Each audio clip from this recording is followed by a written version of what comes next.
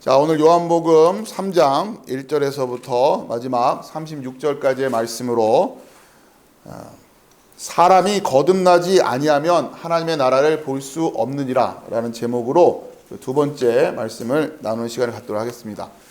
자, 우리가 지난 시간에 3장을 중반까지 말씀을 나누다가 다 맞추지 못했는데요.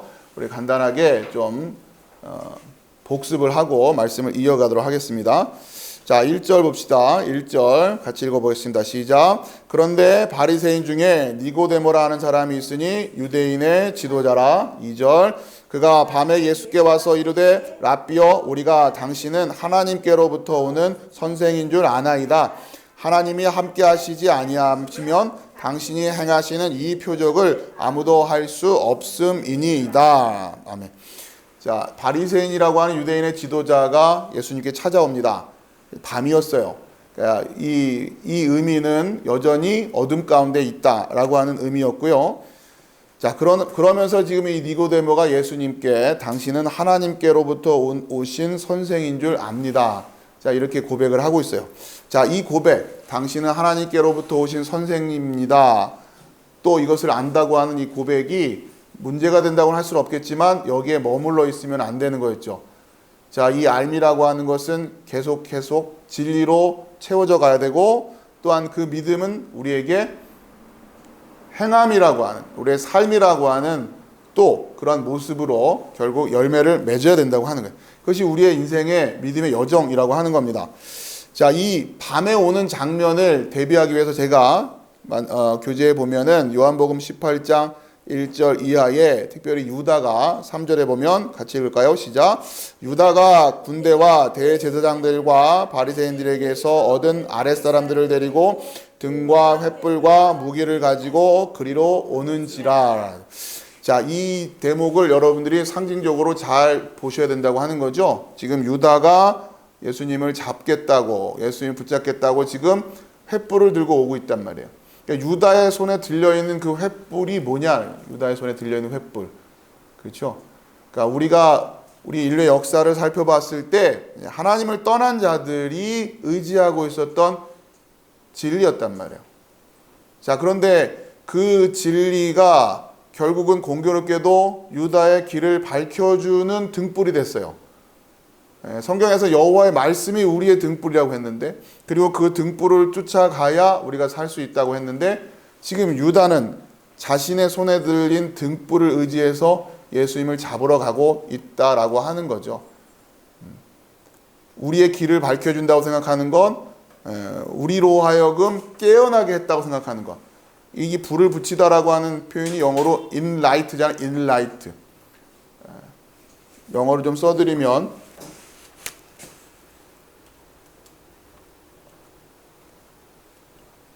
불을 붙이다라고 하는 뜻이란 말이에요. enlight. 그러니까 지금 등불을 들고 횃불을 들고 있는 이 유다의 모습. 자, 여기에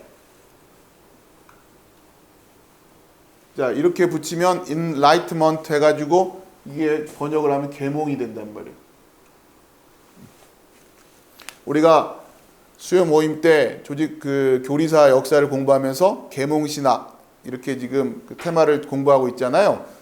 그러니까 지금 계몽됐다라고 하는 것이 중세를 벗어나서 이제 그 이어지는 시대를 계몽주의 시대 이렇게 이야기한단 말이에요. 중세는 우리가 암흑시대라고 얘기했고, 그리고서는 계몽 이렇게 얘기하는.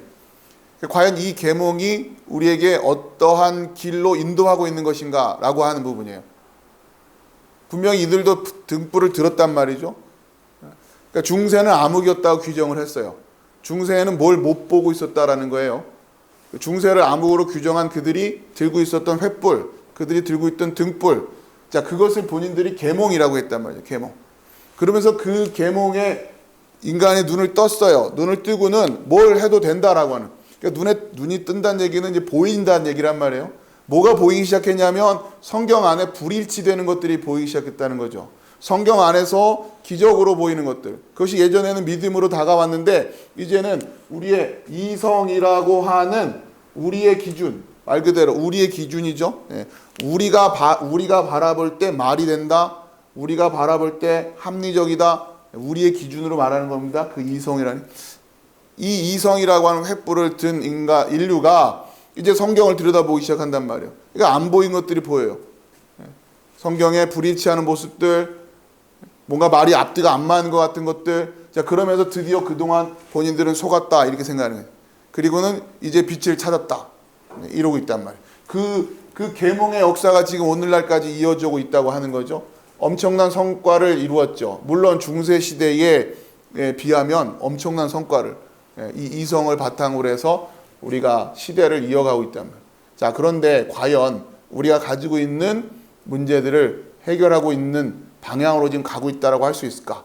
왜? 분명히 중세를 암흑으로 규정했던 인간의 이성이 엄청난 업적을 이뤄놓고 엄청난 일들을 벌여놨지만, 여러분들 아시다시피 중세에 있었던 그 패스트라고 하는 그런 사건, 또 오늘날 우리가 당하고 있는 이 코로나 바이러스라고 하는 이런 사건들 앞에서 그렇게 인류가 깨어났다라고 하는 생각이 들지 않는다라고 하는, 뭔가 지금 우리가 들고 있었던 등불이 무엇인지를 다시 한번 되짚어 봐야 될 상황이 됐다라고 합니다. 자, 오늘 말씀 2절에서 여러분들이 그런 말씀들을 좀 묵상을 하시면 좋겠어요.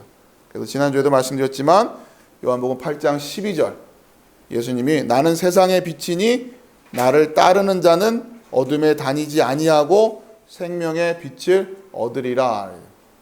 요한복음 8장 12절의 말씀. 그러니까 지금 나를 따르는 자는 어둠에 다니지 아니하고 생명의 빛을 얻을 것이다. 그러니까 지금 유다가 들고 있는 횃불, 그가 가고 있는 길, 여러분 잘 비교해서 보시기 바랍니다. 그리고 여러분의 손에는 어떠한 등불이 들려 있는가라고 하는. 자, 이 어둠에 다니지 않는다. 그러니까 요한복음 8장 12절, 나는 세상의 빛이니 나를 따르는 자는 어둠에 다니지 아니하고 생명의 빛을 얻으리라 라고 하는 이 말씀이 오늘 이제 뒤에 나오지만 이 시편의 기본적인 주제의 말씀이라 이거예요. 어둠에 다니지 않는다는. 자, 넘기시고요. 자, 이 페이지에 이제 3절에 그러면 예수님께서 거듭남에 대해서 이야기를 하시죠. 거듭남이라고 하는 것은 위로부터 난다, 근원을 살핀다 라고 하는 그런 의미가 있다고 그랬어요. 그러니까 우리가 이제 거듭난다라고 하는 것을 어떻게 이야기할 것이냐, 지난 시간에 제가 이렇게 그려드렸는데, 자, 지금 여기에 우리가 서 있다, 우리가 서 있는 시점이 여기다. 거듭난다라고 하는 것은 무엇이냐, 과거에 어찌되었든 이제 앞으로 잘 해나가자, 이러한 관점이 아니라고 하는 겁니다. 거듭난다고 하는 것은 이 내가 서 있는 이 시점에서 우리는 이렇게 흘러가고 있다고 생각을 해요. 역사가 이렇게 흘러가고 있다. 자, 이 시점에서 어디로 되돌아가야 돼요? 근원부터 쫓아 올라가야 된단 말이에요. 근원부터. 이것이 거듭남이에요. 물론 이 의미는 회개와도 똑같이 연결되어 있는 거예요. 여러분, 회개와 거듭남, 그러니까 과거를 뉘우치는 거는 회개고, 이제 거듭나서 미래를 향해 잘 살아가자. 여러분, 물론 그렇게 이해할 수도 있겠지만 거듭남이라고 하는 거나 회개라고 하는 거나 다 동일한 메시지를 가지고 있는 겁니다. 그러니까 과거의 문제를 인식하고 미래적으로 변화가 없으면 그건 회개가 아닌 거예요. 과거의 일만 가지고서 뉘우친다, 이것만 가지고 회개라고 하지 않는단 말이에요. 마찬가지로 거듭남이라고 하는 것도 똑같아요. 거듭남이라고 하는 것은 마치 미래적인 개념만 가지고 있는 것 같지만 그렇지 않다는 거죠. 다시 거슬러 올라가야 돼요. 그래서 근원을 찾아 올라가야 돼요. 자, 문제는 뭡니까? 역시 마찬가지예요. 우리가 미래를 향해 갈 때도 뭐가 필요하냐? 등불이 필요하고, 거슬러 올라갈 때도 마찬가지로 뭐가 필요하냐? 등불이 필요하단 말이에요. 거슬러 올라가는 것 역시 우리가 할 수 있는 일이 아니거든요. 똑같은 얘기입니다. 우리가 앞으로 살아나가는데도 성령의 능력이 아니면 안 되는 거고, 거슬러 올라가는 것도 마찬가지로 성령의 조명하심, 성령의 비추어 주심이 없으면 안 된다고 하는 거예요. 그러니까 거슬러 올라간다고 올라갔어요. 물론 우리가 다 알고 있죠. 거슬러 올라가면 태초에 하나님이 천지를 창조하셨다라고 하는 그 말씀과 맞나요? 자, 그런데 거슬러 올라가서 만난 그 하나님이, 그 천지를 창조했다고 하는 그 하나님이 진짜 그 하나님인가 라고 하는 부분을 계속 우리가 말씀을 통해서 도전하고 있는 거란 말이죠. 거꾸로 올라가서 만난 하나님이 진짜 그 하나님이어야 된단 말이에요. 성경에서 말씀하고 있는 진짜 그 하나님. 그렇기 때문에 또 여전히 내 여호와 이름을 망령되이 일컫지 말라, 이런 말씀을 주시는 거예요.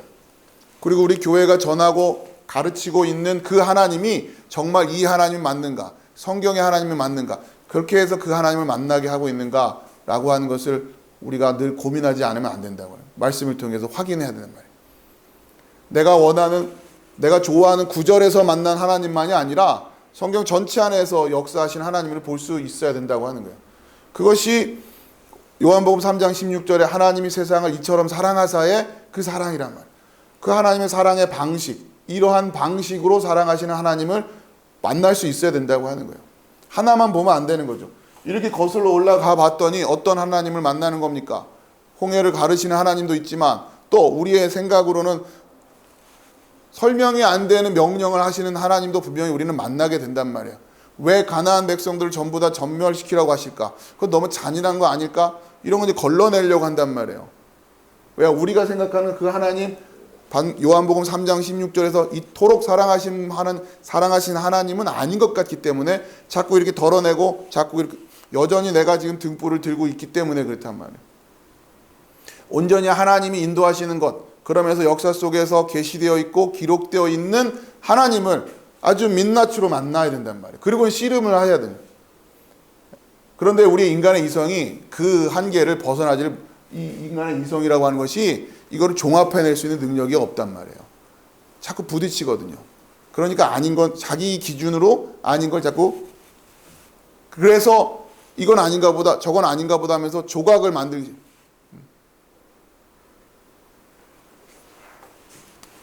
그 조각으로 하나님을 만들어 놨단 말이에요. 그게 우상이라고 하는, 그걸. 요 부분은 마음에 안 들고 저 부분은 마음에 안 들고, 그래서 아름답게 내 눈에 보기에 아름다운 우상을 만들어 놔요. 그것이 오늘날 우리가 믿는다고 하는 그 하나님은 아닌지 다시 점검해 봐야 된다고 합니다. 자, 이렇게 거듭난다라고 하는 개념을 다시 정확히 잘 정리하시기 바랍니다. 우리 거슬러 올라가서 하나님을 만나야 돼요. 거슬러 올라가는 과정에도 등불이 필요하단 말이에요. 네, 마찬가지. 자, 3페이지입니다. 좀 전에 말씀드렸던 그 아래쪽에 하나님이 16절이요. 하나님이 세상을 이처럼 사랑하사 독생자를 주셨으니 이는 그를 믿는 자마다 멸망하지 않고 영생을 얻게 하려 하심이다.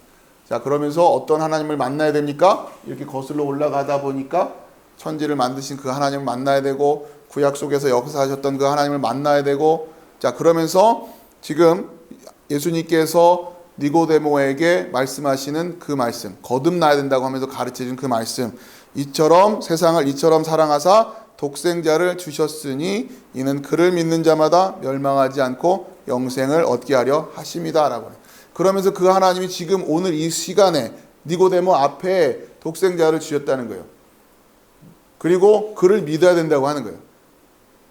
그것이 니고데모 앞에 놓여 있는 도전인 거예요.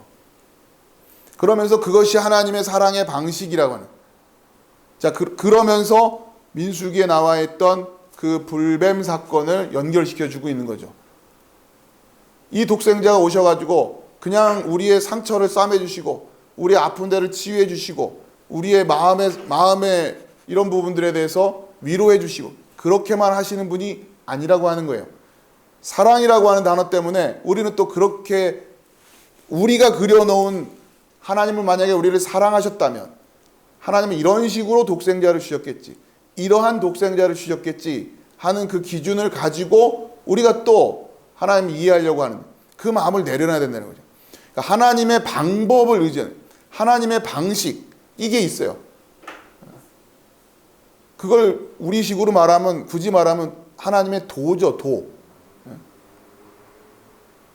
길거리 가다가 도를 하십니까? 이렇게 말을 하는 사람들이, 그 다른 게 아니라 길이잖아요, 길. 도라고 해요. 길을 안다. 하나님이 우리를 인도하시는 그 루트가 있단 말이에요. 그거를 따라가는 걸 믿음이라고 하는 거고, 그런데 문제는 그 루트가 항상 우리의 이성으로 봤을 때는 아닌 것 같은 루트로 우리를 인도하실 때가 있단 말이에요. 우리의 이해로 해결이 안 되는 부분이에요. 지금 우리가 겪고 있는 상황도 마찬가지예요. 자, 이 시대에 이렇게 코로나로 사람들이 죽어가고 이런 상황 속에 사람들에게 나가서 하나님 우리를 사랑하시는 거예요, 이렇게 이야기할 때 그 하나님의 사랑을 깨달을 수 있는 영혼들이 과연 몇 명이나 되겠냔 말이에요. 아니 무슨 사랑하는 하나님이라고 하는, 이렇게 막 바이러스를 퍼뜨려가지고 사람들을 다 죽어나가게 한단 말이야? 이게 무슨 사랑의 하나님이에요? 여러분의 마음은 어떠십니까? 이러한 방식으로 하나님은 세상을 사랑하신다라고 하는 것을 증거하시기 위해서 독생자께서 오셨다라고 하는, 그분이 그 하나님의 그 사랑을 증거하는 거고, 사도 바울은 이것을 의라고 이렇게 이야기하는 거예요. 요한복음에서 요한은 하나님의 사랑 이렇게 이야기한 것을 사도 바울은 로마서에서 의라고 이야기하는 겁니다. 자, 4페이지로 넘어가겠습니다.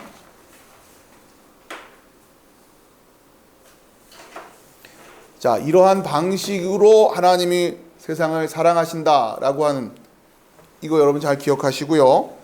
마지막 아래쪽에 18절입니다. 같이 읽어보겠습니다. 시작. 그를 믿는 자는 심판을 받지 아니하는 것이요 믿지 아니하는 자는 하나님의 독생자의 이름을 믿지 아니함으로 벌써 심판을 받은 것이니라. 아멘. 자, 먼저 이 확인부터 4페이지 그 제일 아래쪽에 심판을 받은 것이다 라고 하는 그 단어요. 크리노라고 합니다. 크리노. 자, 이것도 한번 기억을 일단 해두시고, 자, 무슨 얘기라고 그랬어요? 믿지 않는 자는 이미 심판, 이 벌써 심판이라기보다 5페이지로 넘어가시죠. 벌써라는 어감보다는 이미라고 하는 어감이 이해하는데 좀 더 도움이 되는 것 같아요. 크게 다른다고 말할 수는 없지만 믿지 않는 자는 이미 심판을 받은, 무슨 얘기냐면 우리는 다 어둠 가운데 있는 거죠. 그런데 그 가운데서 빛이 온단 말이에요. 그러면 그 중에서 구원받은 자들만 그 빛을 보고 빛으로 나오는 거예요. 그래서 예수님은 이 땅을 심판하러 오시지 않았다고 하는 그런 말씀을 하시는 겁니다. 구원하러 오시려고. 자, 그런데 그렇게 해서 나오지 않는 자들은 뭐가 돼요? 반대적으로 심판이 되는 거죠. 예수님은 구원을 하시겠다고 오셨는데 나오지를 않는단 말이에요. 여전히 그 자리에 있는단 말이에요. 그렇기 때문에, 왜요? 우리는 이미 심판 가운데 있었기 때문이에요. 예수님 오셔서 너는 심판이다, 너는 뭐다 이렇게 하시는 것이 아니란 말이에요. 여러분이 성경이 말하고 있는 구원의 모습을 잘 이해하시라고 그랬어요. 그래서 우리는 계속 거듭 나가는 모습으로 살아야 된다고 그랬죠. 그것이 우리의 믿음을 고백하는 유일한 방식이라고 했어요. 계속해서 나가는 걸, 계속해서 이동하고 나가는 모습으로 우리가 그렇게 해야 된단 말이에요. 이동할 때마다 가지고 있는 건 하나씩 내려놓고 나가는 거예요. 왜요? 그러지 않고는 가벼워지지가 않잖아요. 그러면서 내가 덕지덕지 들러붙어 있던 나의 것들을 하나씩 내려놓지 않고는 그 믿음의 여정을 다 가지 못한단 말이에요. 이스라엘이 바벨론에 멸망을 해서 바벨론을 끌려가고 나서 70년 후에 다시 되돌아오게 하겠다고 예언을 주셨는데, 자, 돌아오지 못하는 사람들은 어떤 사람이었겠어요? 이미 그 바벨론에 너무 털을 많이 잡고 있기 때문에 거기서 일가를 이루었고, 거기 집도 그렇고 이미 이방 여인들과 다 결혼도 해서 다 살림도 차려 있는 상황이에요. 자, 그런 상황에서 다시 나와라 이렇게 말씀하시니 쉽지가 않았던 거죠. 우리가 구약 안에서 보고 있는 역사란 말이에요. 똑같습니다. 우리가 이 세상을 살아가는 데 있어서 우리에게 필요한 것들이 있어요. 그래서 우리는 우리 것으로 가지고는 있어요. 자, 그런데 그것이 나와라 라고 하는 그 말씀보다도 앞서면 안 된다고 하는 거예요. 내 친구일 수도 있고, 때로는 예수님은 복음서에서 무슨 말씀까지 하세요? 너희 가족이라고. 누가 너의 가족이냐? 누가 너의 형제고 자매냐? 이렇게까지 얘기하신단 말이에요. 자, 과연 그런 이야기를 우리의 이성과 우리의 윤리로 소위 계몽됐다고 하는 이들이 이해할 수 있겠냔 말이에요. 어떻게 가족을 버려서? 자, 그런 시대가, 그렇죠. 아니, 어떻게 가족을 버린다고 해? 자, 그런데 그렇게 생각하는 사람들이, 그렇게 이성적인 사람들이 모여있는 이 시대가 점점 만들어가고 있는 세상은 어떤 세상이란 말이에요. 보고 있으면. 부부의 개념도 무너지고 있죠. 가족의 개념도 무너지고 있죠. 이제는 짐승을 보면서 아버지라고 하고 자식처럼 이야기하고 있고, 여러분 그것이 자연스러운 세대로 만들어가고 있단 말이에요. 아니 어떻게 예수님은 어머니를 누가 내 어머니냐, 이런 패륜이 어딨냐라고 그렇게 말을 하면서 만들어가고 있는 이 시대, 또 인정하고 있는 시대는 뭐냐면, 예수님이 가지고 계신 그 영적인 메시지의 깊이를 이해하지 못하기 때문에 표면적으로는 예수님보다 훨씬 더 가족에 대해서 애틋한 마음을 가지고 있고 지극한 것 같고, 그렇지만 실상 우리가 만들어가고 있는, 그렇게 떠들고 있는 사람들이 모여서 만들어가고 있는 이 시대가 점점점 어떻게 변해가고 있느냐는. 자, 여러분 그것을 잘 확인하시기 바랍니다. 그래서 이미 심판을 받았다, 이렇게 말씀하시는 거예요. 자, 그러면서 19절에 같이 읽어볼게요. 시작. 그 정죄는 이것이니 곧 빛이 세상에 왔으되 사람들이 자기 행위가 악함으로 빛보다 어둠을 더 사랑한 것이니라. 빛보다 어둠을 더 사랑했다라고 이렇게 말씀하고 계세요. 왜? 빛으로 나오지 않으면 그렇다는 얘기예요. 여러분이 이것이 하나님의 말씀이구나, 이것이 하나님이 나를 인도하시는 길이구나 라고 하는 것을 깨달았은 빛이 여러분에게 비춰진 거죠. 자, 그런데도 여러분이 머뭇거리고 있고 주저하고 있고 그 길을 가려고 하지 않고 뭔가 자꾸 재려고 하고, 여러분의 이성을 가지고 하나님과 자꾸 흥정을 하려고 하고, 이 시대에 만들어 놓은 문화와 여러 가지 것들에 매여 가지고 하나님의 그 길을 따라가지 못한다. 그것을 예수님은 한마디로 말씀하시는, 빛보다 어둠을 더 사랑하는 거다. 그리고 뭐라고 또 말씀하세요? 자기의 행위가 악하다.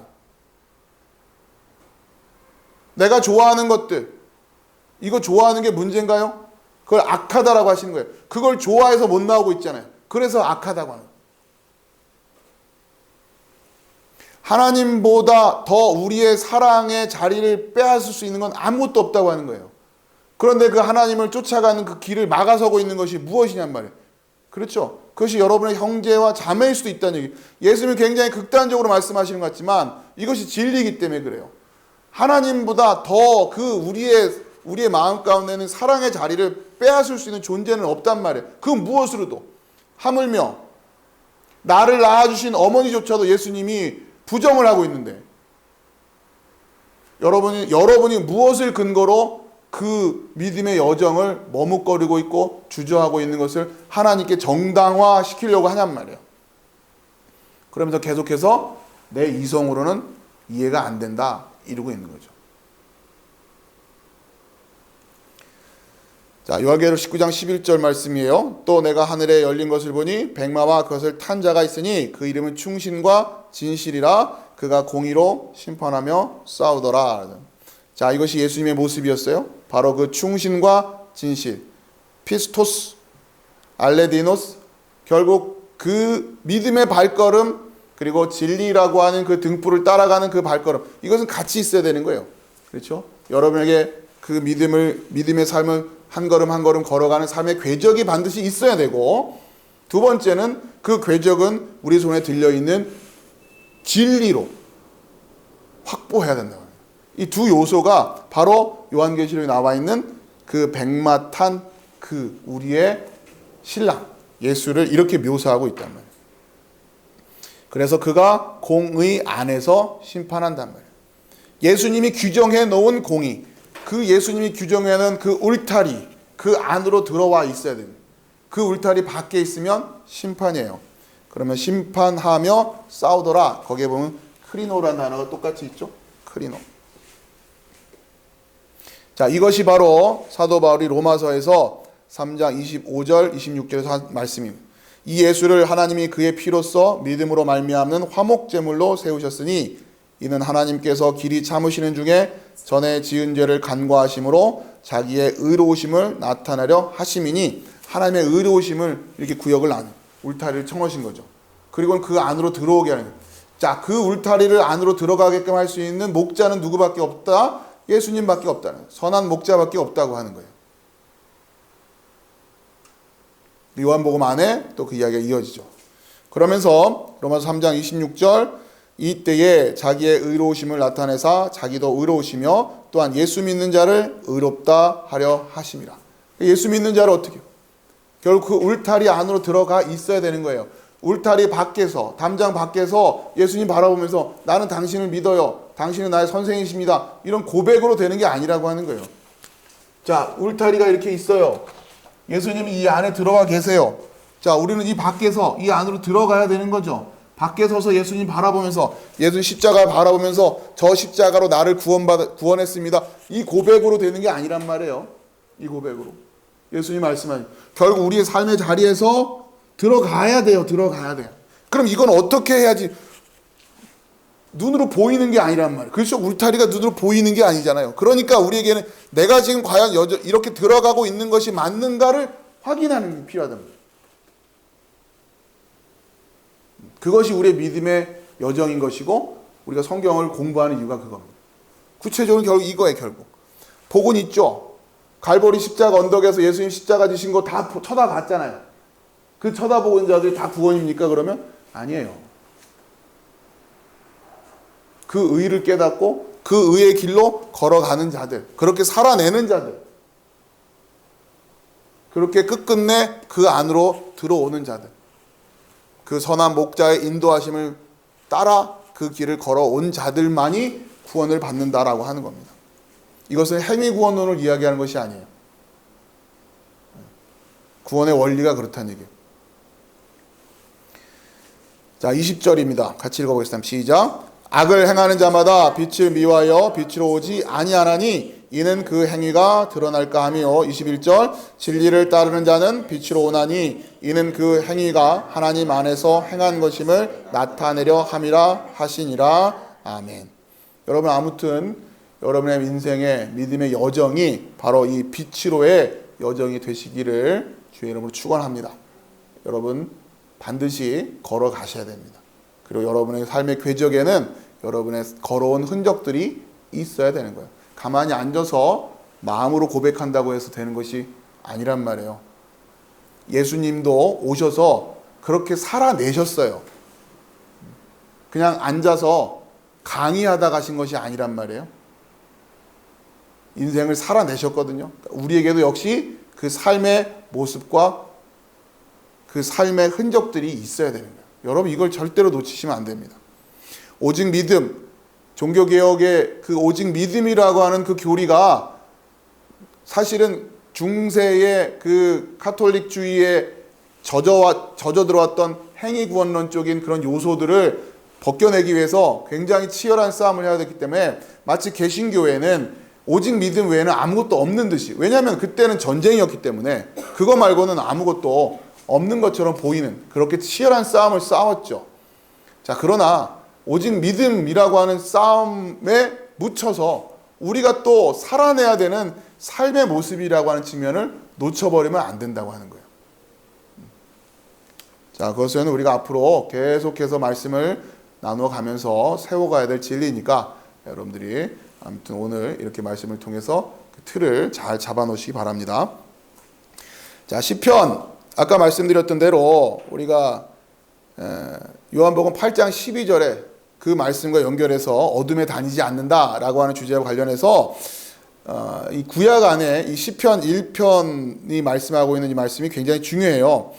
자, 한번 읽어보겠습니다. 1절부터 시작. 복 있는 사람은 악인들의 꾀를 따르지 아니하며 죄인들의 길에 서지 아니하며 오만한 자들의 자리에 앉지 아니하고 오직 여호와의 율법을 즐거워하며 그의 율법을 주야로 묵상하는도다. 그는 시냇가에 심은 나무가 철을 따라 열매를 맺으며 그 잎사귀가 마르지 아니함 같으니 그가 하는 모든 일이 다 형통하리로다. 아멘. 자, 이 2절 말씀을 우선은 하나씩 좀 설명을 드릴게요. 복이 있는 사람은 악인들의 꾀를 따르지 아니하며 죄인들의 길에 서지 아니하며 오만한 자들의 자리에 앉지 아니하고. 자, 시편 1편에서 나와 있는 너무도 유명한 이 말씀을 첫 번째, 복 있는 사람은 악인들의 꾀를 따르지 아니하며 에서의 따르지라고 하는 단어가 히브리어로 이렇게 했습니다. 할라크. 자, 이런 발음이 돼요. 이거는 걸어가다라고 하는 그런 뜻이에요. 걸어가다. 그 다음에 죄인들의 길에 서지 아니하며 할 때는 아마드라고 합니다.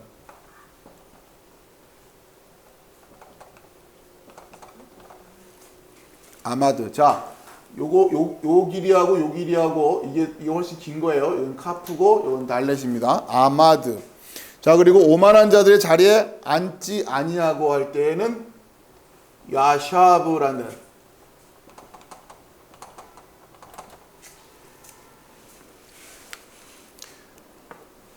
악인들의 꾀를 따르지 아니하며. 자, 그러니까 악인들의 꾀를 따르지 않는다고 할 때에 직역을 하면 악인들의 꾀 안에서예요. 안에서. 악인들의 꾀 안에서 걸어가지 않습니다 라는 뜻이에요. 걸어가다. 요게 할라크는 걷다라는 뜻이거든요.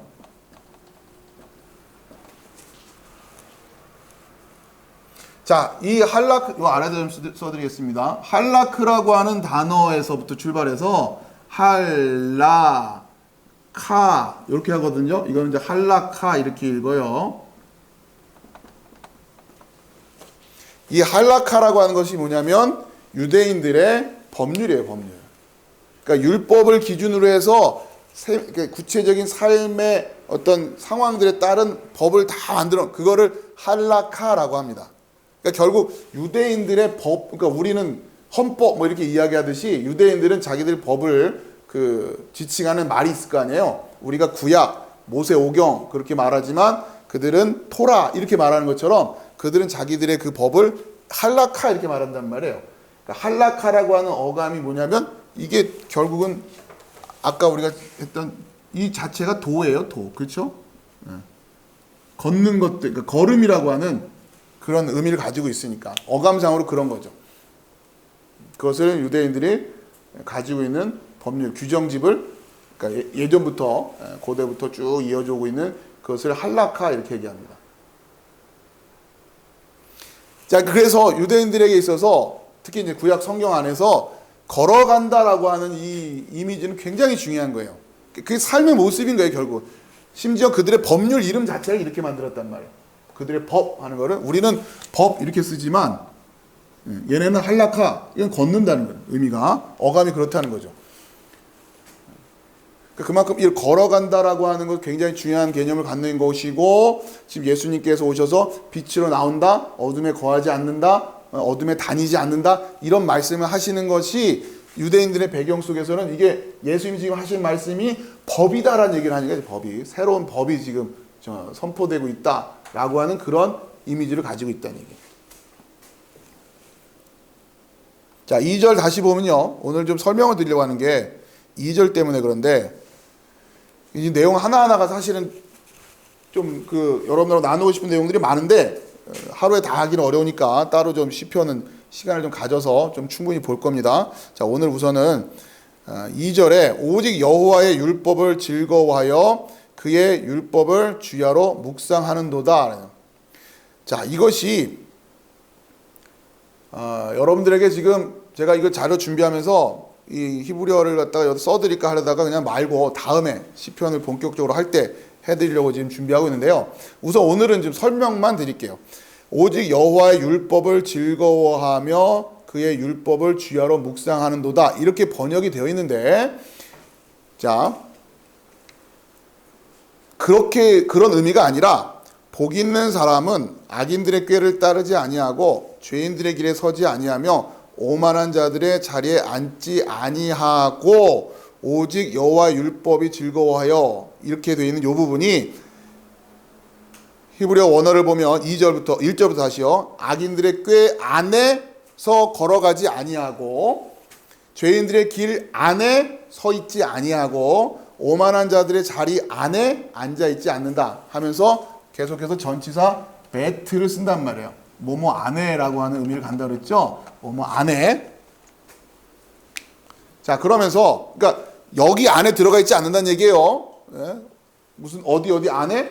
예, 악인들의 꾀 안에 안 들어가 있고 죄인들의 길 안에 서 있지 않고 오만한 자들의 자리 안에 들어가 있지 않다는 얘기. 그러니까 지금 성경이 왜 이런 이미지를 계속 쓰고 있냐면 계속해서 밖으로 나와야겠어요. 지금 들어가 있던 여기서 나와서 하나님 안으로 들어가야 되기 때문에 그런 거예요. 자, 그러면서 여호와의 율법을 즐거워하여라고 하는 이 부분이 원래 이 히브리어 원어의 뉘앙스로 설명드리면 만약 그가 여호와의 율법 안에 있다면 이런 의미가 돼요. 근데 이것을 여호와의 율법을 즐거워하여 이렇게 번역을 했어요. 자, 무슨 얘기냐면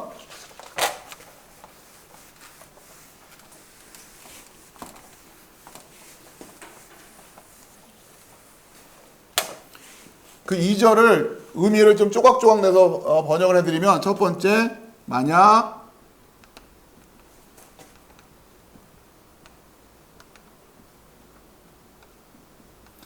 여호와 율법 안에 있다면, 복 있는 사람 이렇다는 얘기예요.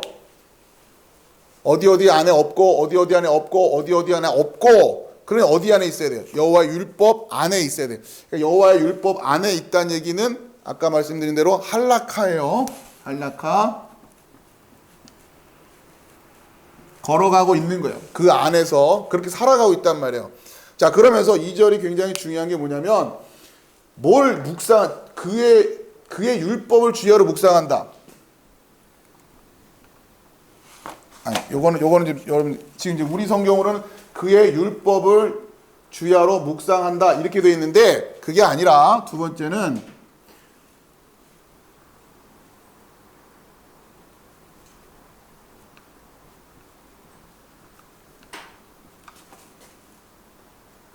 자신의 즐거움과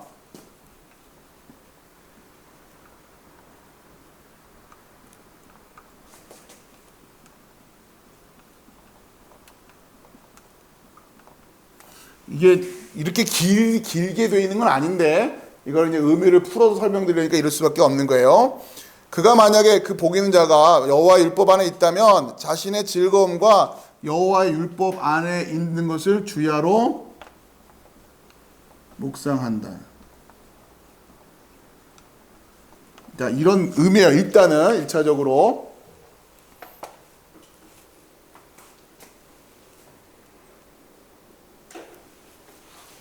자, 설명을 좀 드릴게요.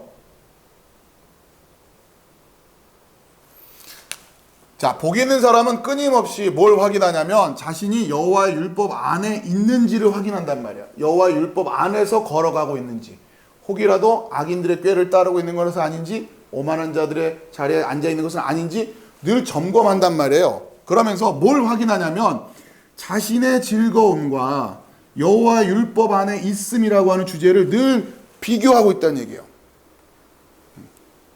내가 정말 여호와의 율법 안에 있는 것이 맞는 것인가? 나의 즐거움이 여호와의 율법 안에 있음인가? 여러분, 이거 굉장히 중요한 거예요.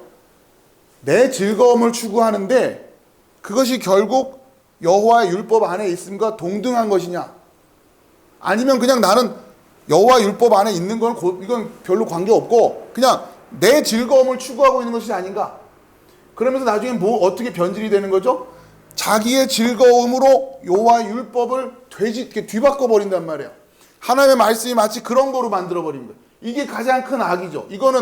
이거야말로 정말로 이제는 회복하기 어려운 그렇게 말씀을 변개해 버린단 말이에요. 자, 이 지독스러운 이 작업이 이게 요한계시록에서 말하는 음녀가 하는, 용이 하는 용. 여러분, 이 의미를 오늘 하루 안에는 다 안 되더라도 여러분 계속 묵상을 하세요. 내가 만약 그러니까 복 있는 자라고 시편 1편에서의 주제가 뭐냐면 그렇게 정말 복 있는 자라면, 그래서 여호와의 율법 안에 있다면, 내가 진짜 그 진리의 빛을 걸어가고 있다면 뭘 점검한다고요? 자신의 즐거움과 여호와의 율법 안에 있음이라고 하는 것을 늘 묵상한다는 얘기예요. 묵상. 자, 이 묵상이라고 하는 단어가 그냥 이렇게 생각한다라는 뜻, 번역을 그렇게 하기도 하고 생각한다라는 번역도 되기도 하고 두 번째는 읍조린다라는 뜻도 있어요. 그래서 그러다 보니까 한때는 여호와 율법을 읍조린다. 그러니까 이제 계속 저도 예전에 이런 얘기 들어가지고 여호와 율법을 계속 이렇게 웅얼웅얼 중얼중얼 거리는구나. 이러한 느낌으로만 이해했단 말이에요. 묵상한다는 게. 그래서 암송하자고 하는 그런 이야기도 많았고, 물론 암송 열심히 해야겠지만 자, 그런데 이 주야로 묵상한다라고 하는 의미는 자, 여기에만 있는 것이 아니라 요런 말뿐만 아니라 우리식으로 번역을 해놓으면 어떤 의미가 있냐면, 여기다 써드릴게요. 끙끙거린다.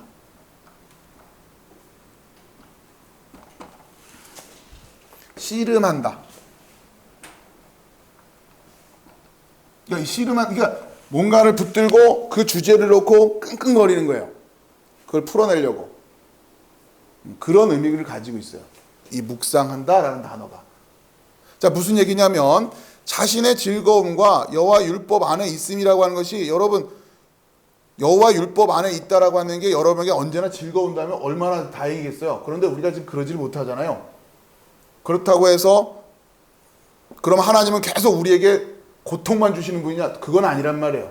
자, 그렇기 때문에 이 두 가지를 나의 즐거움과 여호와 율법 안에 있음이라고 하는 것을 늘 항상 붙들고 묵상하면서 끙끙거리는 거예요. 씨름하는 거예요. 그 말씀을 어떻게 이 시대에 맞게끔, 지금 나의 자리에 맞게끔 살아내야 되는가라고, 걸어가야 되니까 우리는 계속해서 한락해야 되니까. 그러니까 그걸 놓고 끙끙거린다는 얘기예요. 말씀을 붙들고 계속 묵상한다는 게 그런 얘기란 말이에요.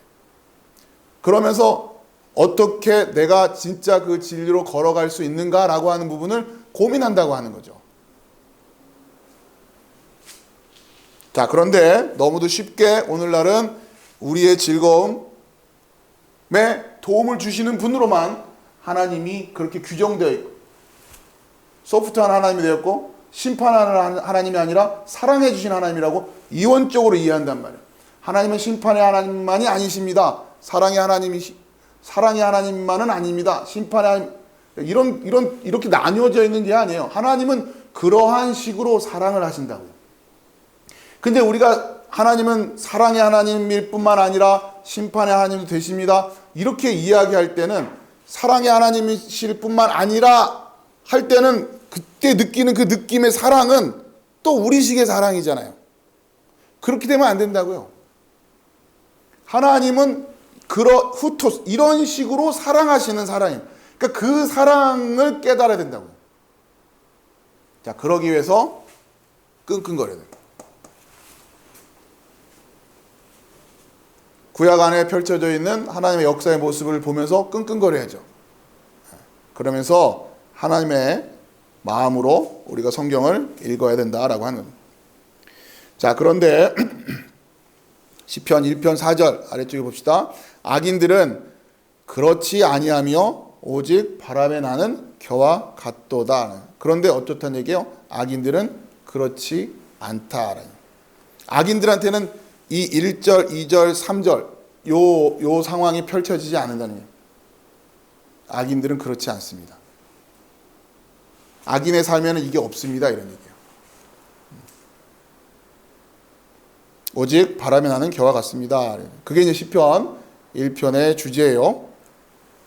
자, 계속 요한복음 넘어가겠습니다. 22절. 그 후에 예수께서 제자들과 유대 땅으로 가서 거기 함께 유하시며 세례를 베푸시더라. 요한도 살렘 가까운 에논에서 세례를 베푸니 거기 물이 많음이라. 그러므로 사람들이 와서 세례를 받더라. 자, 우리가 요한의 세례의 의미를 먼저 이해할 때 첫 번째, 요한에게 있어서 세례는 어떤 의미를 가지고 있었냐? 새로 오시는, 그렇죠? 그리스도를 확인하는 작업으로 있었어요. 그러면 그리스도가 이미 확인이 된 상태에서 요한은 계속해서 또 왜 세례를 주고 있는 것이냐? 자, 이 22절 이후에 요한의 세례의 의미는 단순히 나는 이런 세례고 예수님은 저런 세례고 이러한 수준의 얘기가 아니라, 요한복음 초반에 지금 주제가 새로운 질서라고 그랬잖아요. 새로운 코스모스, 새로운 선생님은. 그러니까 요한은 지금 계속 본인의 그 세례를 통해서 지금 뭘 가르쳐 주려고 해요? 진짜 세례는 이게 아니다, 이런 의미로 지금 가르쳐 주려고 하는 거예요. 이미 그리스도로서 예수가 확인이 된 상태란 말이에요. 요한에게는. 그리고 요한의 제자에게는 뭘 가르쳐 주는 거냐? 새로운 선생님이 오셨다. 이제 그를 따라가라 이 얘기라는 거예요. 새로운 질서로 오신 예수님에 대한 반응이죠. 올바른 반응이라는 그걸 요한이 먼저 보여주고 있는 거예요. 새 선생으로 오셨고 새로운 임금으로 오셨는데 과연 요한처럼 이렇게 오늘날 자신의 자리를 내어서 새로운 질서로 오신 예수님에게 그 자리를 내어줄 수 있느냐? 과연 그거예요. 우리에도 마찬가지예요. 우리의 삶의 기준이고 우리의 삶의 모든 중심이 나였는데 이제 과연 거듭난다고 하는, 이제 그러면 그 예수께 주도권을 넘겨드리고 이제 선생님은 진짜 선생님은 당신이십니다. 진짜 주도권은 당신이 갖고 계십니다. 자, 이렇게 넘겨들 수 있느냐라고 하는 질문을 우리에게 하시는 거면서 요한의 모습을 통해서 그 모습을 보여주고 있단 말이에요. 여러분 이제 그러한 관점을 가지고 읽어 나가시면 이 상황이 뭔지가 어렵지 않게 이해가 되실 거예요. 자, 먼저 24절부터 같이 읽읍시다. 시작.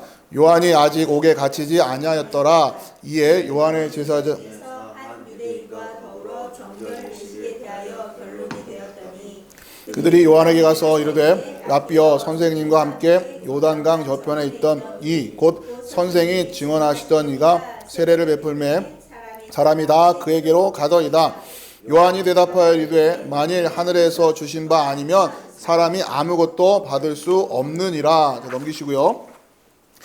내가 말한 바 나는 그리스도가 아니요 그의 앞에서 보내심을 받은 자라고 한 것을 증언할 자는 너희니라. 자, 우선 여기서 내가 말한 바 나는 그리스도가 아니요 그의 앞에 보내심을 받은 자라고 한 것을 증언할 자는 너희다.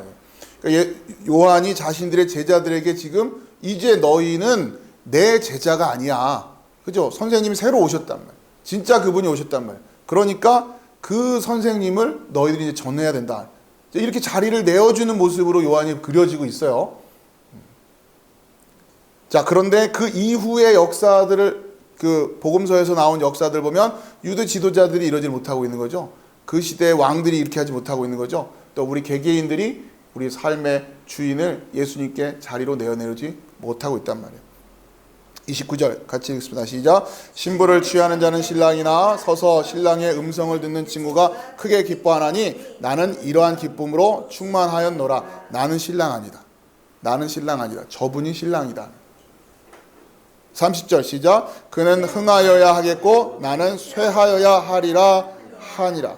자, 여기서 그렇기 때문에 오신 그분이 흥해야 되고 나는 쇠하여야 한다는 거예요.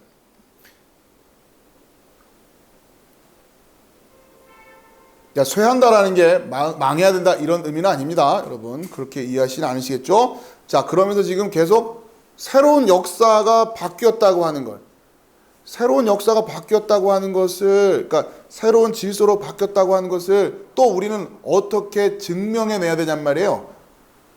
제자들 입장에선 선생을 바꿔야 되는 거죠. 그래야 새로운 선생이 왔습니다라고 하는 것을 우리가 그렇게 살아내는 거란 말이에요.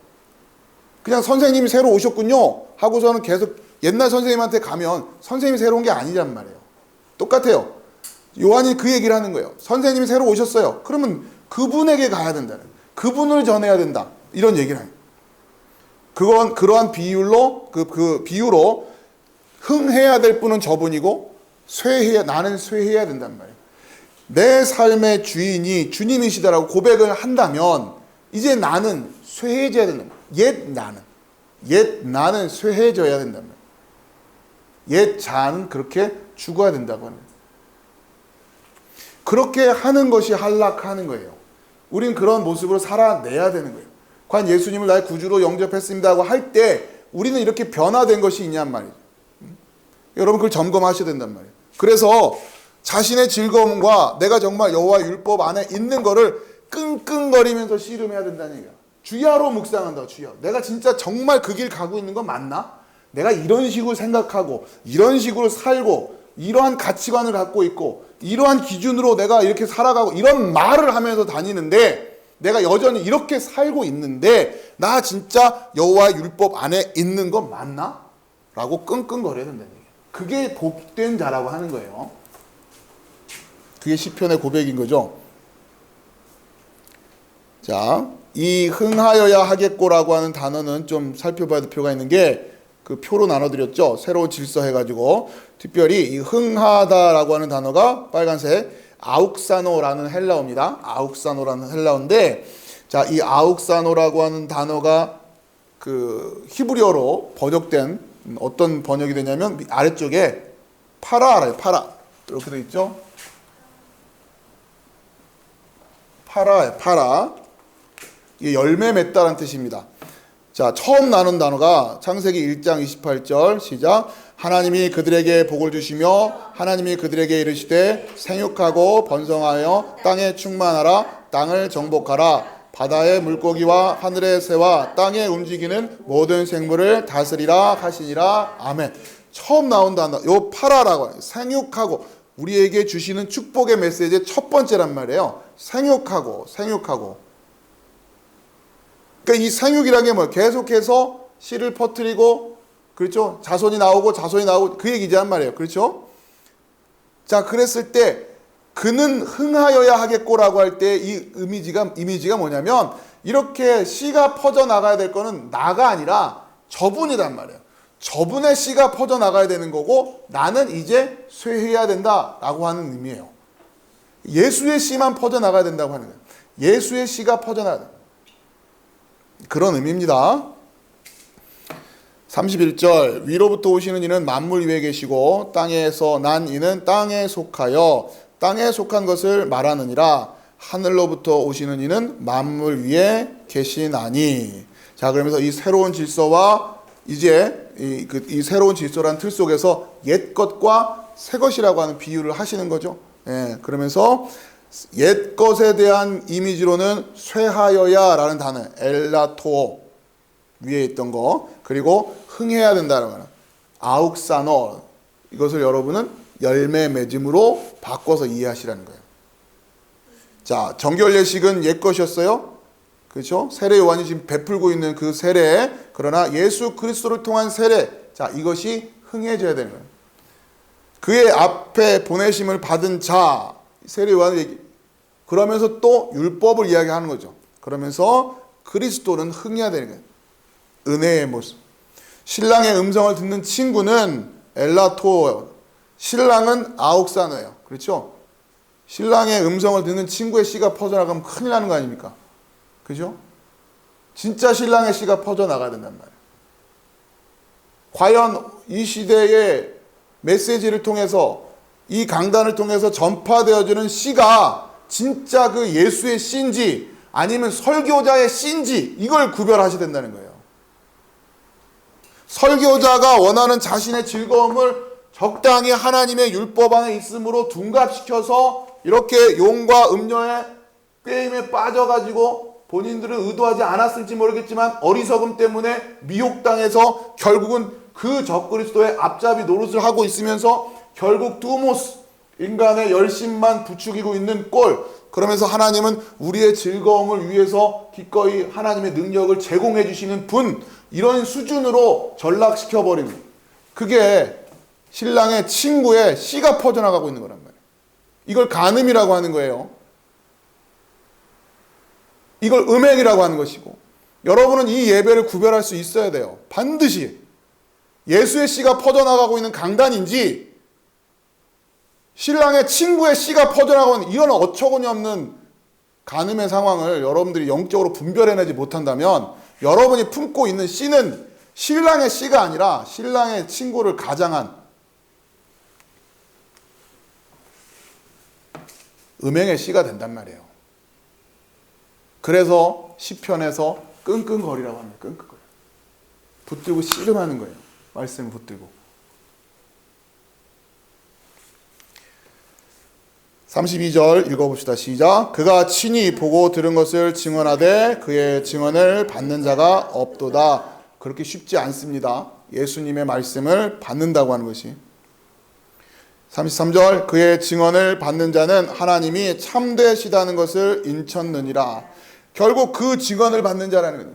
그 씨를 받는다는 얘기예요. 여기서 말하는 아욱사노, 그래야 열매를 맺고 그래야 생육 번성에 이 말씀이 성취될 거 아니에요. 근데 엉뚱한 씨를 받아서 엉뚱한 씨를 품고 엉뚱한 열매를 맺어버리면 어떡하냐면, 그게 요한계시록에 나오는 포도주, 포도 열매, 음행. 여러분 그 이미지를 이해하시겠어요? 온통 그런 씨만 맺어놨단 말이에요. 그런데 마지막 때에 그 포도들은 다 걷어들여서 포도주 틀 속에 갈려버릴 거라니. 그리고는 33절의 말씀에 그 증언을 받아서 그 증언으로 전할 수 있는 자가 돼야 된다는, 그것이 하나님이 참 되시다는 것을 인친다는 얘기입니다. 34절 같이 읽읍시다. 시작. 하나님이 보내신 이는 하나님의 말씀을 하나니 이는 하나님이 성령을 한량없이 주심이라. 아멘. 물과 성령으로 거듭나야 된다고 할 때에 이 성령이라고 하는 결국 하나님의 말씀과 연결되어 있는 거죠. 그 하나님의 말씀을 오신 이가 증언하는데 그걸 못 받아요. 왜? 성령으로 못 나기 때문에. 자, 그러한 이미지로 우리에게 지금 진리를 보여주고 계시는 거예요. 자, 표를 봅시다. 선생님이 증언하시더니가 세례를 베풀매 물, 하나님의 말씀을 하나니 성령의 이미지를 가지고 있어요. 자, 예수 그리스도의 사역을 정리하면 사람이 물과 성령으로 나지 아니하면 하나님의 나라에 들어갈 수 없느니라. 아들을 믿는 자, 순종하지 아니하는 자 나뉜다는 얘기예요. 아들을 믿는 자는 영생이고 끝끝내 순종하지 아니하는 자는 하나님의 진노의 편에 서게 된다.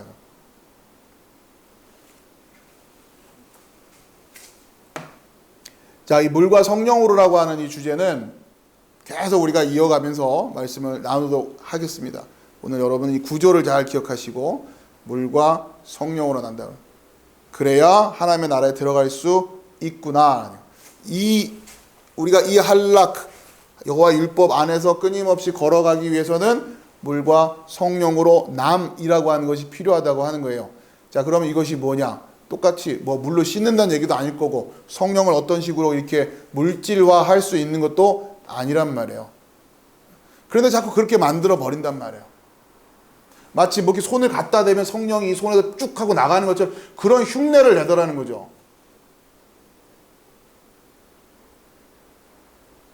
그 손에 내 뭘 이렇게 대야 성령을 내가 받을 것 같고, 그렇게 간단할 것 같고, 그렇게 이해하기 쉬울 것 같으면 예수님이 오셔서 왜 그런 퍼포먼스를 안 하셨겠습니까?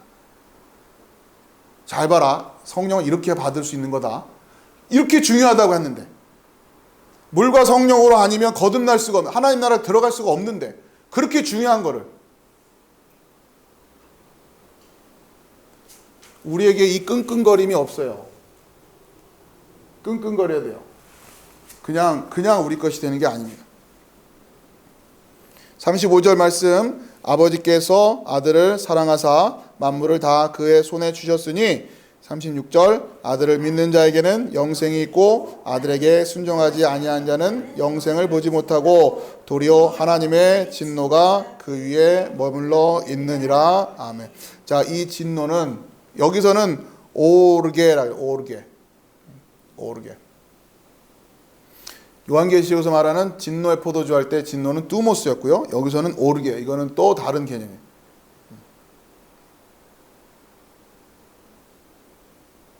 자, 이 단어는 오늘 좀 시간이 여의치 않아서 다른 시간에 좀 설명을 드리겠고요. 우선 여러분 오늘 그냥 이 요한복음 마지막 3장 36절에 하나님의 진노라고 하는 단어는 우리가 요한계시록에서 공부했던 그 뚜모스하고 좀 다르다라고 하는 정도만 기억을 하시고, 오후 시간이나 또 요한계시록을 할 때 연결해서 설명을 드리겠습니다. 자, 이 개념도 또 잘 구별을 하셔야 되는 거니까 우선은 체크만 좀 해 두시면 좋을 것 같아요.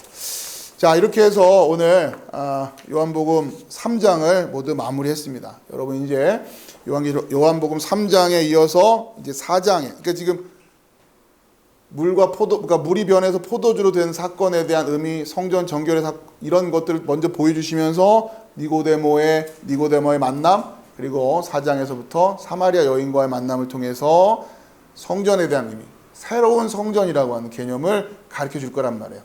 그러니까 우리가 오늘 3장에서 배운 것은 새로운 선생님이라고 하는 개념, 또 거듭남이라고 하는 개념. 그렇죠? 그럼 요한복음 4장에서는 성전에 대한 개념. 이로 새로 오신 그 성전에 대해서 우리는 어떻게 믿음에 반응을 하고 믿음으로 어떻게 그 반응으로 살아갈 것이냐라고 하는 주제를 우리가 공부를 해야겠죠. 자, 이렇게 해서 오늘 3장의 말씀을 다 마무리하도록 하겠습니다. 자, 기도하겠습니다.